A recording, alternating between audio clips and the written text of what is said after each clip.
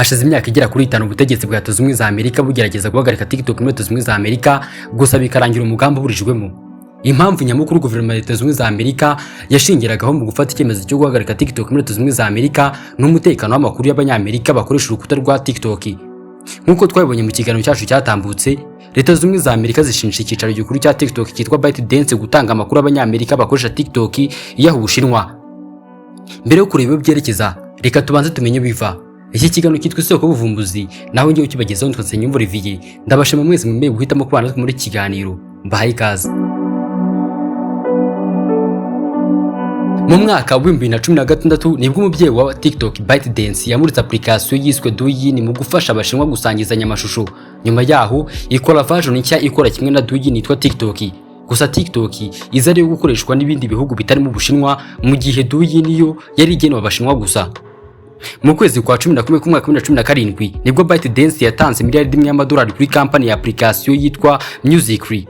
Yari isanzwe inyuzwa video n'uzurwenya n'umuziki kuva mu mwaka wa 2014. Ubundi mu mwaka wa 2017 Musical.ly na TikTok bihinduka application imwe yitwa TikTok. Mu kwezi kwa kabiri ku mwaka wa 2019 nibwo umuraperi witwa Lil Nas X yasohoye indirimbo iri mu njyana country trap yise Old Town Road, akishyira kuri TikTok ikwirakwira ahantu hose, bituma imara ibyumweru 17 byose ku mwanya wa mbere ku rutonde rwitwa Billboard Hot 100 chart. Kuva icyo gihe nibwo we n'abandi benshi bahise babona ko TikTok yari inzira nziza yo kwegereza abafana benshi. Tutarinjira mu mwaka wa 2020, Leta Zunze Ubumwe za Amerika zahise zijyana TikTok mu rukiko zishinja guhonyora itegeko ryo kurinda amakuru y'abana ba Leta Zunze Ubumwe za Amerika, US Child Privacy Law.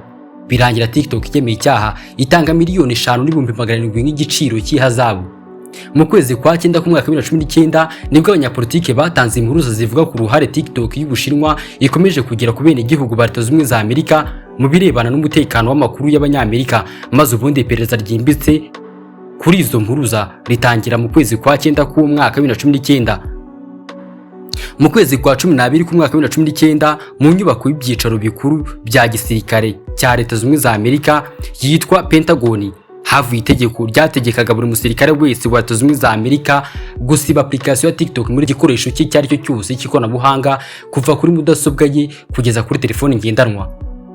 Byageze mu kwezi kwa mbere ku mwaka wa 2020 Pentagon yaramaze guhagarika TikTok muri telefone zose z'abasirikare. Mu kwezi kwa 5 ku mwaka wa 2020 TikTok yongeye gushinjwa guhonyora itegeko rirengera umutekano w'amakuru y'abana ba Leta Zunze Ubumwe za Amerika, ihita ikemura icyo kibazo bikiri mu maguru mashya. Mu kwezi kwa 7 ku mwaka wa 2020 nibwo Ubuhinde bwahagaritse TikTok n'izindi application z'abashinwa nyuma y'uko Ubushinwa bwari bufunze imipaka, urujya n'uruza hagati y'Ubushinwa n'Ubuhinde rutagishoboka. Iki gihe ni nabwo Donald Trump wari umukuru w'igihugu wa Leta Zunze Ubumwe za Amerika muri icyo gihe yavuze ko TikTok igiye guhagarikwa muri Leta Zunze Ubumwe za Amerika bitewe n'uko Ubushinwa butabashije gukumira icyorezo cya COVID-19 yari yarugarije isi tutaretse na Leta Zunze Ubumwe za Amerika.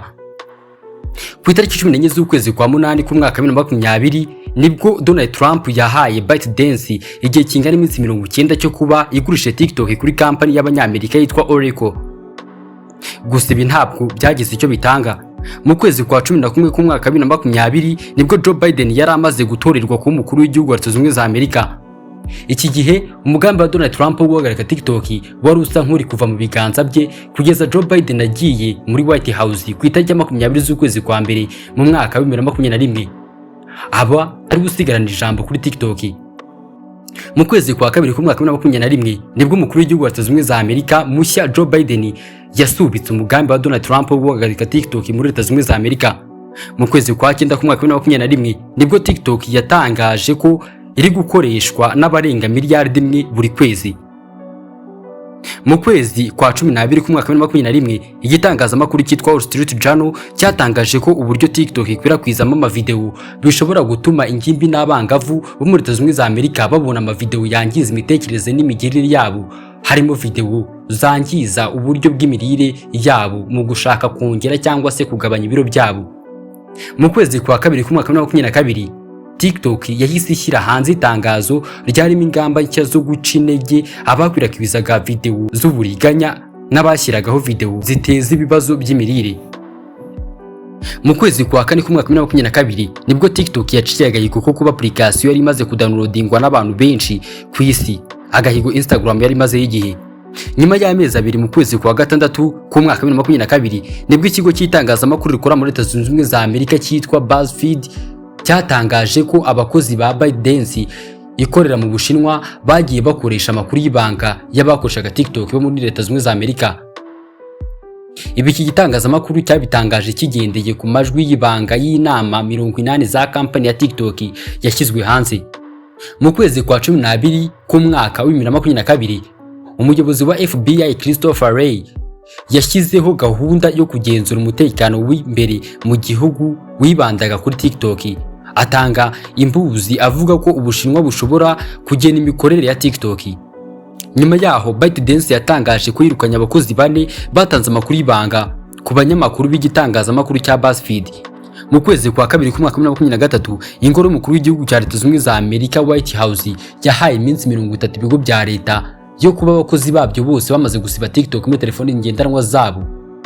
Abe FBI ibikigo cy'igihugu gishinzwe imiyoboro y'itumanaho mpuzamahanga Federal Communication Commission intero yari ukuvuga ko TikTok isangiza amakuru y'abanyamerika bakoresha TikTok ikayatanga ku Bushinwa.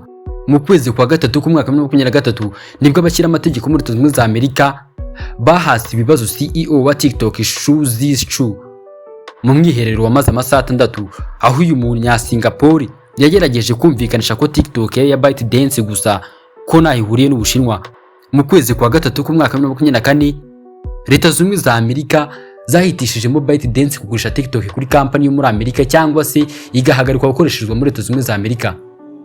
Abo yari ifatiye runini bakoze igisa nk'imyigaragambyo yo kuburizamo uyu mwanzuro aho Sama Lucy wari ufite followers basaga 1,400,000 yagize ati TikTok nihagarikwa ntabwo nzi icyo bizakorera business yanjye. Mu kwezi kwa kane k'umwaka wa 2024 nibwo Joe Biden yasabwe gusinya yemeza ko TikTok yahagarikwa muri Leta Zunze Ubumwe za Amerika. Nyamara kuva icyo gihe kugeza n'ubu ntabwo TikTok yari ahagarikwa. Gusa itariki ntarengwa yo guhagarikwa kwa TikTok iteganyijwe ku itariki ya 19 z'ukwezi kwa mbere muri uyu mwaka wa 2025 mbere y'umunsi umwe kugira ngo Donald Trump asubire ku butegetsi. Nyamara igitangaje nuko wabanje kuyirwanya rero Donald Trump yabwiye abanyamerika ko azayirwanirira iki gihe cyari mu gihe cyo kwiyamamaza. Abisobanura avuga yuko yabwiwe n'abanyamerika mwe na bamwe yuko bafite icyo bayikoresha kandi cyababyara umusaruro. Hari abavuga ko TikTok ifite icyo twayikoresha. Si ibyo gusa kuko na nyuma y'amatora amaze gutsinda yanatangaje ko yigaruriye amajwi y'urubyiruko ku kigero gishimishije bitewe na TikTok. Ariko TikTok yagize impinduka turaza kureba, ariko urabizi ko twatsindiye urubyiruko abarepublika bahora bari nyuma y'amajwi 30 ku rubyiruko. Icyakora nibivuze ko azakomeza kwemera ko TikTok iguma mu biganza bya ByteDance mu gihe yaba igikora mu Bushinwa. Igishoboka cyo nuko Donald Trump yasaba ByteDance kugurisha TikTok muri kampani yo muri Leta Zunze Ubumwe za Amerika bitabibye ikahagarikwa. Gusa ariko ntabwo ibyo kugurisha TikTok ByteDance bikozwa. Mu gihe cyose ByteDance yakemera kugurisha TikTok kuri kampani yari yose yo muri Leta Zunze Ubumwe za Amerika, abashoramari benshi bo muri Leta Zunze Ubumwe za Amerika biteguye gupiganirwa iri soko. Elon Musk ari mu bantu bifuza kugura TikTok.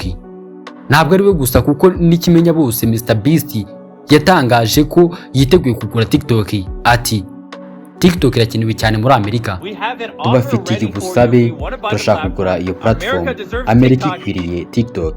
Reka vuga cyane mu gihe uyu munsi Mr Beast niwe ukurikirwa n'abantu benshi kuri YouTube channel ye, dore ko akurikirwa n'abasaga 344,000 no kuri TikTok amaze kuhagira abantu benshi. Ku itariki 20 z'ukwezi kwa mbere k'umwaka wa 2025 nibwo Donald Trump azarahira nk'umukuru w'igihugu wa 47 wa Leta Zunze Ubumwe za Amerika. Mu buryo ahaye ikaze mu biro biteganyijwe kuri uyu munsi harimo na Shu Zishu aho azaba yicaranye na ba CEO ba kampani z'ikoranabuhanga batandukanye aribo Elon Musk, Jeff Bezos na Mark Zuckerberg. Reka dusore ikiganiro tuzakomeza ubutaha. Ikiganiro cyitwa Isoko Buvumbuzi niyo kibagezaho twatse nyumva Olivier. Ndabashimiye mwe twabanye muri iki kiganiro naho ubutaha.